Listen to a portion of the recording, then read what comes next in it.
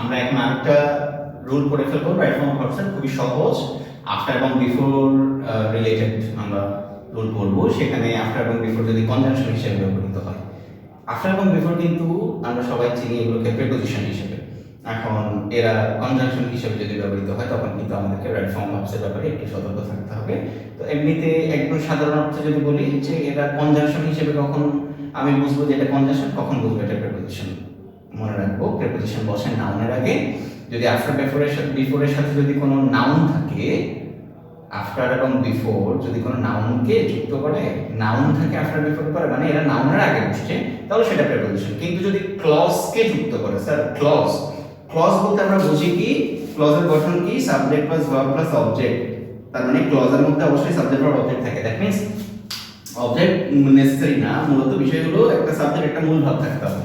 Clause গঠন হয় কিভাবে, একটা সাবজেক্ট এবং একটা মূল ভার্ব নিয়ে। তাহলে ক্লজের আরো বিস্তারিত আলোচনা আসবে আমাদের আরেকটা ভিডিওতে, ক্লজ এবং ফ্রেজ রিলেটেড বিস্তারিত আলোচনা করব। বাট আপাতত বোঝার জন্য আমরা বলতেছি যে এই আলোচনায় রাইট ফর্ম ভার্ব বা কমপ্লিটিং সেন্টেন্সের আলোচনায় আফটার বিফোরকে নিয়ে আমরা যদি কথা বলি, সেটা অবশ্যই হবে কনজাংশন হিসেবে, আফটার বিফোর কনজাংশন হিসেবে যখন আসে। আর কনজাংশনের কাজ দুটো ক্লজকে যুক্ত করা। তাহলে আফটার বিফোর যখন দুটো ক্লজকে যুক্ত করবে তখন সেটা কনজাংশন। আর যদি একটা নাউনের সাথে থাকে, নাউনের আগে বসে, তাহলে সেটা হচ্ছে অবশ্যই প্রিপোজিশন। প্রিপোজিশন নিয়ে নিশ্চয়ই এখানে ক্লাস করব না, আমরা এখানে করব হচ্ছে আফটার বিফোর যখন কনজাংশন হিসেবে বসবে। তো আফটার বিফোর যখন কনজাংশন হিসেবে দুটো ক্লজকে যুক্ত করবে তখন একটু টেন্সের ব্যাপারটা আমরা একটু মনে রাখবো। আমি মনে রাখার সুবিধার্থে একটা সহজ নিনজা টেকনিক বলে দিচ্ছি। আফটার শব্দের অর্থ হচ্ছে পরে, আর বিফোর শব্দের অর্থ হচ্ছে পূর্বে বা আগে। এখন খেয়াল রাখবে, অর্থ যেটার অর্থ যেমন, সেটা ওই দিকটা পাস্ট পারফেক্ট টেন্স হবে। যেমন বিফোর অর্থ পূর্বে, তাহলে বিফোরের পূর্বের অংশ হবে পাস্ট পারফেক্ট।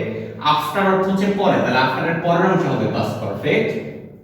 আবার বলছি, আফটার অর্থ যেহেতু পরে, আফটারের পরের অংশ পাস্ট পারফেক্ট হবে। বিফোর অর্থ যেহেতু পূর্বে বা আগে, বিফোরের আগের অংশ পাস্ট পারফেক্ট হবে।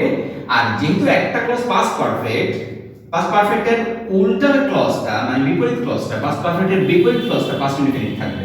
যেমন এখানে আফটার অর্থ পরে, পরেটা পাস্ট পারফেক্ট, তাহলে পাস্ট পারফেক্টের বিপরীত ক্লজটা হচ্ছে পাস্ট ইনডেফিনিট। ওকে, তাহলে মনে রাখার জন্য সহজ একটা টেকনিক ধরাই দিলাম। খেয়াল রাখবেন, আফটার অর্থ পরে, পরের দিকে পাস্ট পারফেক্ট টেন্স হবে। বিফোর অর্থ পূর্বে, পূর্বের দিকে পাস্ট পারফেক্ট টেন্স হবে। আর একটা ক্লজ যেহেতু পাস্ট পারফেক্ট টেন্সে আছে, তার উল্টা ক্লজটা পাস্ট ইনডিফিনিট টেন্সে হবে। এটা মনে রাখার সুবিধার্থে বললাম। আরো ডিটেইলে এটাকে এক্সপ্লেইন করতে পারবো, আরো ব্যাখ্যা করতে পারবো। তবে ব্যাখ্যা করলে সেটা হয়তো অজগর মনে হবে, অনেকে একটু ডিফিকাল্ট মনে করবেন। সেজন্য আমি সহজে মনে রাখার টেকনিকটা দেখা দিলাম। এবার ব্যাখ্যাটা সেটা হচ্ছে, খেয়াল রাখবো এই বাক্যগুলোতে কিন্তু দুটো করে কাজ হয়, দুটো অ্যাকশন, দুটো ক্লজের মধ্যে দুটো কাজ বোঝায়। এই যে একটা ক্লজ আর এইটা আরেকটা ক্লজ, এই দুটো ক্লজের মধ্যে দুটো কাজ ঘটছে, দুটো ঘটনা ঘটছে।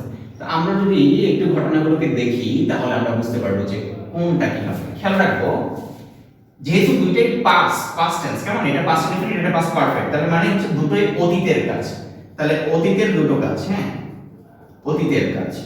এখন অতীতের পরপর ঘটেছে এমন দুটো কাজ যদি হয়, অতীতকালে একটা কাজের পরে আরেকটা কাজ ঘটেছে ইমিডিয়েটলি পরপর, তাহলে অতীতের দুটি পরপর কাজ, অতীতের দুটি কাজ হ্যাঁ পরপর ঘটলে, দ্রুত একটার পর একটা কাজ ঘটে গেলে সেইগুলোর ক্ষেত্রে যেটা প্রথম কাজ, প্রথম ঘটনা, প্রথম কাজ, যেটা প্রথম কাজটা হয় পাস্ট পারফেক্ট।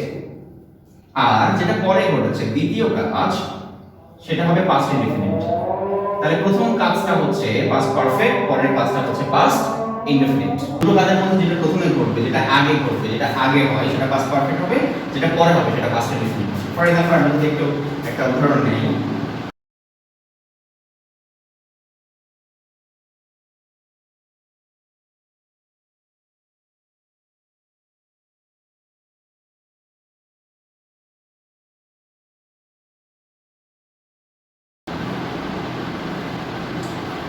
খেয়াল করি, the patient died, রোগী মারা গেছে, after the doctor had come, doctor আসার পরে। তাহলে ডাক্তার আসার পরে রোগী মারা গেছে। তাহলে আগে কোনটা করছে, আগে ডাক্তার আসছে, পরে রোগী মারা গেছে। তাহলে আগে যেটা ঘটে, আমরা বলেছিলাম প্রথমে যেটা ঘটে, প্রথম কাজ যেটা, সেটা পাস্ট পারফেক্ট হবে। আর তারপরে যেটা ঘটবে সেটা পাস্ট ইনডিফিনিট হবে। তাহলে এই সূত্র দিয়ে আমরা দেখলাম যে এখানে after the doctor had come, ডাক্তার আসার পরে, দ্য পেশেন্ট ডাইড, রোগী মারা গেল, তাহলে আগে কি হচ্ছে, আগে কি ঘটছে, ডাক্তার আসছে, তাহলে যেটা আগে ঘটে সেটা পাস্ট পারফেক্ট আর যেটা পরে হয় সেটা পাস্ট ইনডেফিনিট। তাহলে এবার আমাদের এই মনে রাখার যে টেকনিকটা বলে দিচ্ছি সেটার সাথে একটু মিলিয়ে দেখি। আফটার শব্দের অর্থ হচ্ছে পরে, তাহলে পরের অংশ পাস্ট পারফেক্ট, মিলে গেল। আর যেহেতু এটা পাস্ট পারফেক্ট, বাকি অংশ হবে কি পাস্ট ইনডেফিনিট, মিলে গেল। তাহলে সহজ টেকনিক হলো আফটার অর্থ পরে, পরেরটা পাস্ট পারফেক্ট, বাকিটা পাস্ট ইনডেফিনিট। বিফোর অর্থ আগে, আগেটা পাস্ট পারফেক্ট, বাকিটা পাস্ট ইনডেফিনিট। আর এটার ব্যাখ্যা হলো যেহেতু এখানে দুটো কাজ যেটা আগে ঘটে, অতীতের দুটো কাজের মধ্যে যেটা আগে ঘটেছে, যেটা ফার্স্ট অ্যাকশন, যেটা প্রথমে ঘটে, সেটা পাস্ট পারফেক্ট, আর বাকি কাজটা পাস্ট ইনডেফিনিট টেন্স হবে। ওকে, তাহলে আমরা আরেকটা एग्जांपल নিয়ে নিতে পারি।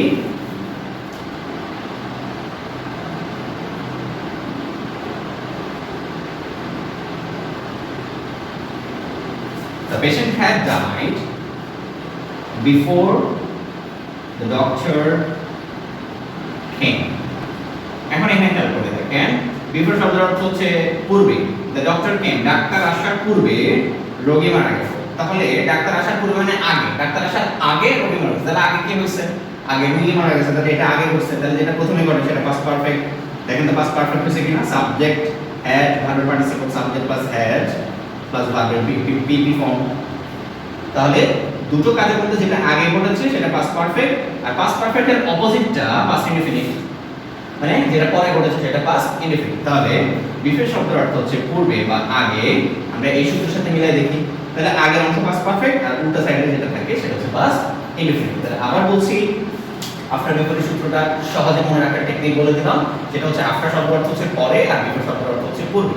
তাহলে অর্থ যেমন ওই ক্লজটা পাস্ট পারফেক্ট টেন্স হবে, আফটার অর্থ পরে, পরের ক্লজটা পাস্ট পারফেক্ট, বিফোর অর্থ পূর্বে, পূর্বের ক্লজটা পাস্ট পারফেক্ট, আর অপোজিট ক্লজটা পাস্ট ইনডেফিনিট হবে।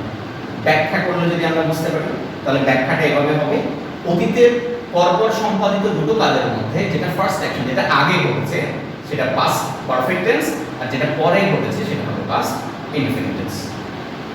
ওকে, আরেকবার একটু মনে রাখার চেষ্টা করি। আফটার অর্থ পরে, পরেরটা পাস্ট পারফেক্ট, বিফোর অর্থ পূর্বে, পূর্বের ক্লজটা, আগের ক্লজটা পাস্ট পারফেক্ট, আর অপোজিট ক্লজটা হবে পাস্ট ইনডেফিনিট। আর ব্যাখ্যাটা কি হবে, অতীতের পরপর সম্পাদিত দুটো কাজের মধ্যে যেটি আগে ঘটে সেটি পাস্ট পারফেক্ট, আর যেটি পরে ঘটে সেটি হলো পাস্ট ইনডেফিনিট।